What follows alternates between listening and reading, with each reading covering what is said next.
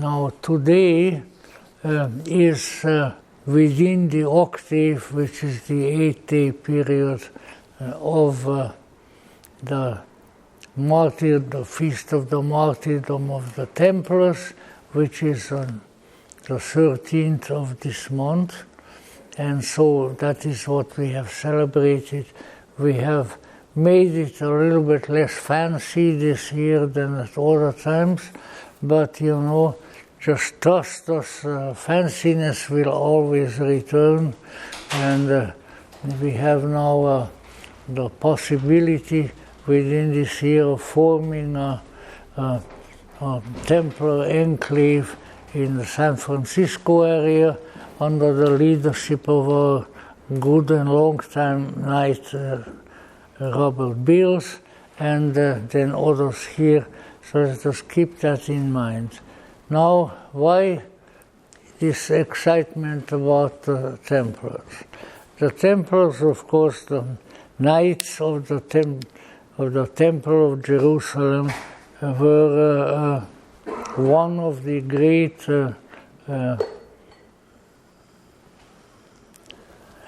knightly orders at the time of the Crusades, in order to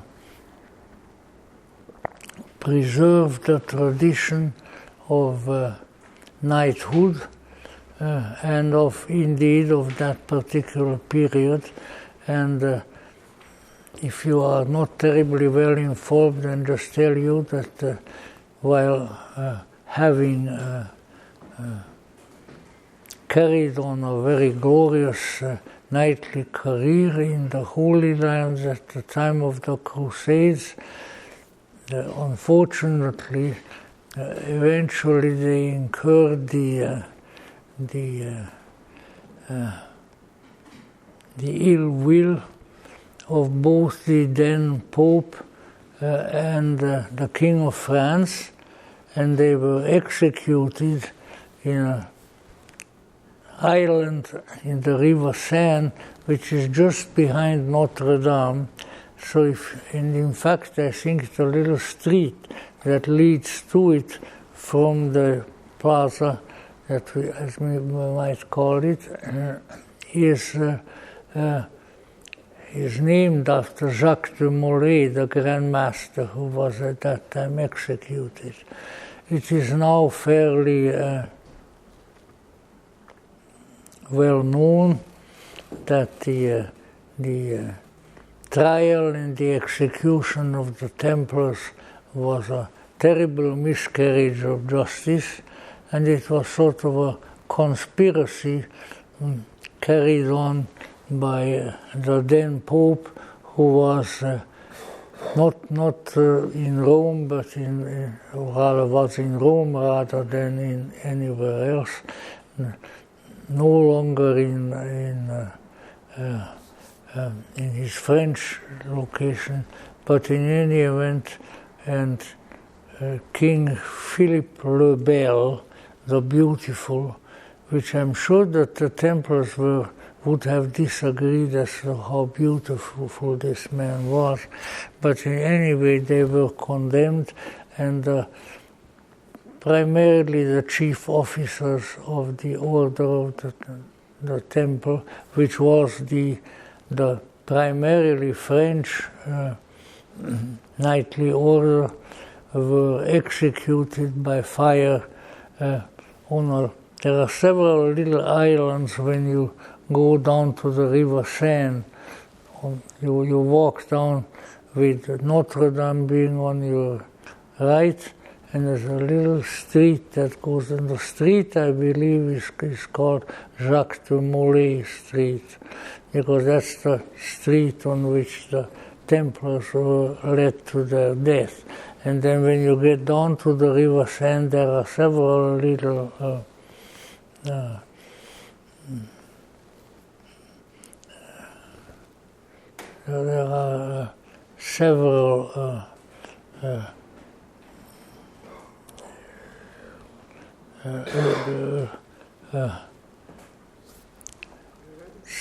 the monuments and so forth, when you get to the River Seine on the little island, that is where the Templar Knights were executed. And the argument about that particular vile deed has been going on for a very long time and will probably go on to the end of time, because it is fairly well evident by now that they were not as claimed. People justly accused of various crimes, heresy and so forth. You know, what a terrible thing to be accused of. We are being accused of it every day.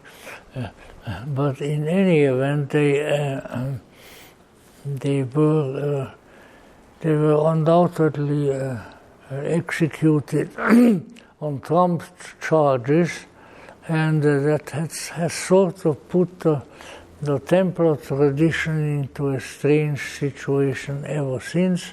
Some of it being that we feel affinitized to them, because in addition to everything else, according to our tradition, these are also the people who have brought from the Holy Land some of the customs and some of the rituals even of a Gnostic nature of older times, and brought them back to France, and so this could be used against them in order to condemn them. But of course, all of it being of a trumped up nature. So what we need to keep in mind that even then, and hopefully now with the coming of some measure of peace to the Holy Land, we have to remember that there were remnants, shall we say, of the Christian Gnosis in the Holy Land, and that the Templars being the greatest and the most active and the richest, because they constituted themselves bankers. In other words, there were so many Templar establishments throughout Europe and France and so forth that they caught on to the idea, which they probably learned from the Arabs, that one may send worldly goods by, let's say, paying them out in Paris, and then they would be delivered to somebody in Jerusalem. It wouldn't have to be transported with all the dangers, but by way of a document of transference. So the Templars had a great deal of money, because they started and instituted the system, or at least in a prehistoric way, the system of banking. So that could all be taken away now by King Philip, who was called King Philip the Fair, which does not mean that he was fair in his dealings with the Templars. It means that he was good looking. That was the time of fair. In any event, that is how the Templar order was condemned. Now they became a legend, as such events and such people usually are. And into this legend, I think quite justly, was mixed the element that the Templars brought more than material goods from the Holy Land, and that indeed they were some of the medieval representatives of the old early Christian tradition, which often has also been characterized as Gnosis. So we recognize them as our relatives, and we recognize them as being some of those who have been fighting not only the enemy in the battlefield, but they have been fighting the enemy of the Gnosis back home, and who therefore, let's say, may be recognized up to this time as our brothers, sisters, friends. And that is probably all that needs to be said, except that the Templar lore, the Templar tradition never goes away. And believe it or not, one of the places where it has sort of awakened lately with considerable force has been on the literary scene in Russia. Because there is a philosopher in Russia, Alexander Dubin, who is a big friend of the head of the country, who is so much reviled nowadays, so by way of, for instance, Alexander Dubin has a small little book, which I think is the only one of his books that is available in English, and that book indicates to him that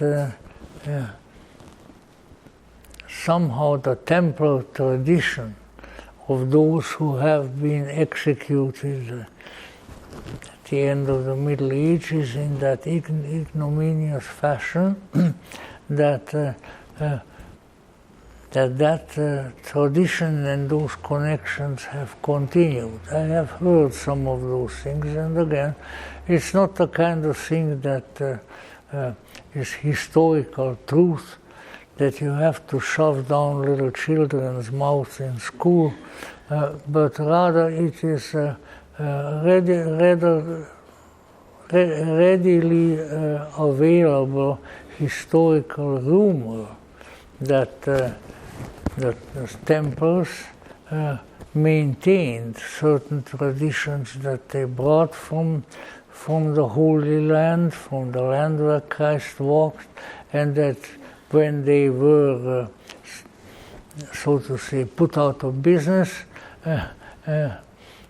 can't be put out of business more effectively than getting burned to death, that then their teachings, their tradition, their organization has continued in various ways.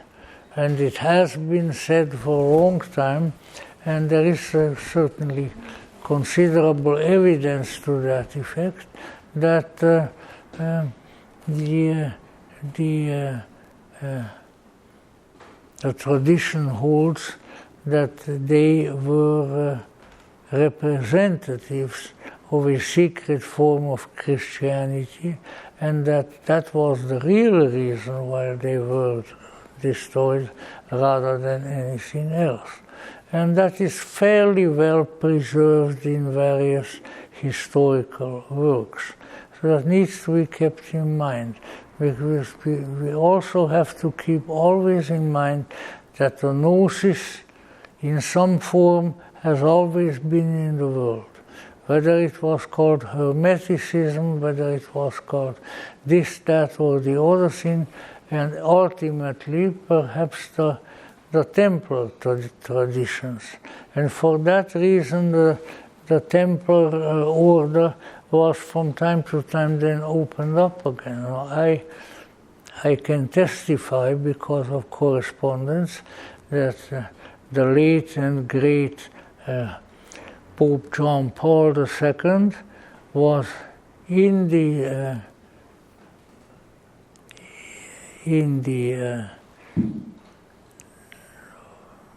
works reinstituting the Templar order was known in Rome, and they were connected with the remnants of other knightly orders, such as the Knights of St. John of Malta.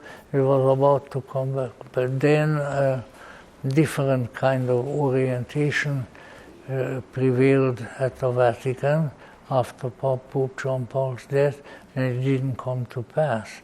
But let's say it is an issue in Christendom. What happened to the Templars and why, and can it be undone? And this should be kept in mind. Their motto was not to us, O Lord, but to thy name be the glory, non nobis Domine, which is on all the temple decorations and so forth. And indeed, there are various knightly orders, associations and so forth, who go back to the Templars, and being where we are, it's not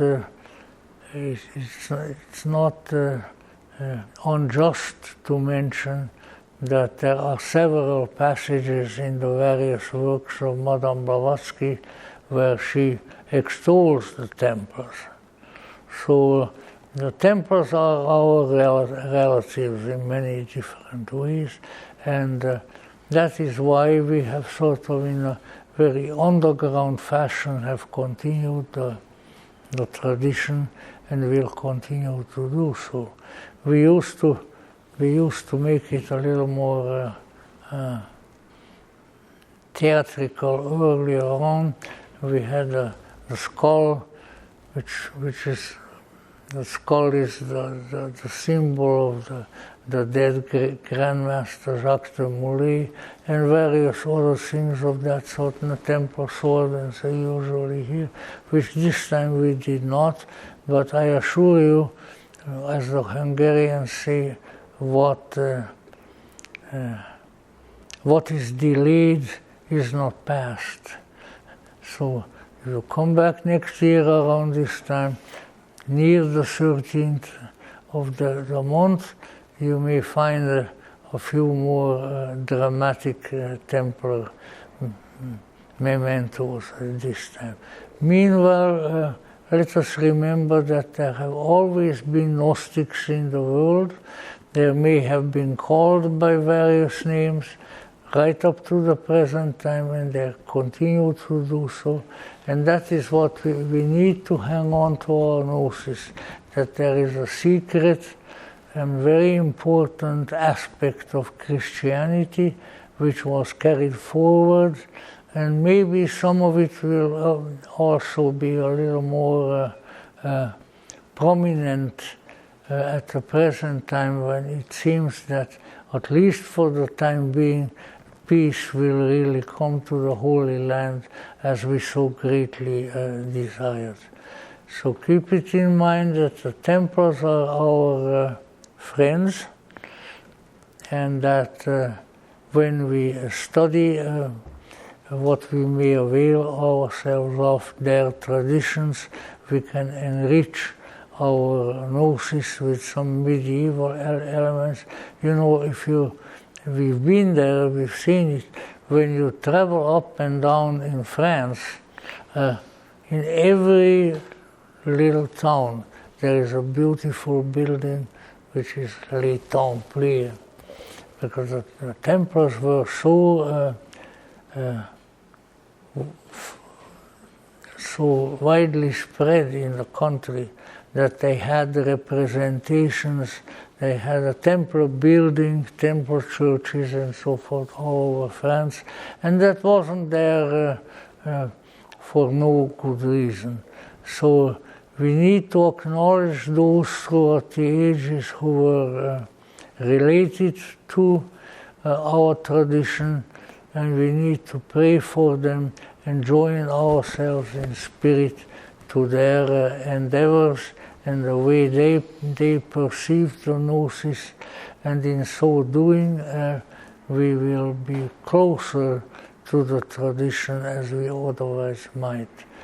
So let me give the Latin blessing, which would have been the one utilized by the Templars. Hic nomen Domini benedictus, ipse et in saecula, benedicat vos omnipotens Deus, Pater et Filius et Spiritus Sanctus, et custodiat vos ad vitam aeternam. Amen. And of course, I always think of something when I should be only thinking about exiting. But what I'm thinking of is that the motto of the Templar order was, not to us, O Lord, but to thy name be the glory, in Latin. And so we may wish to keep that in mind also.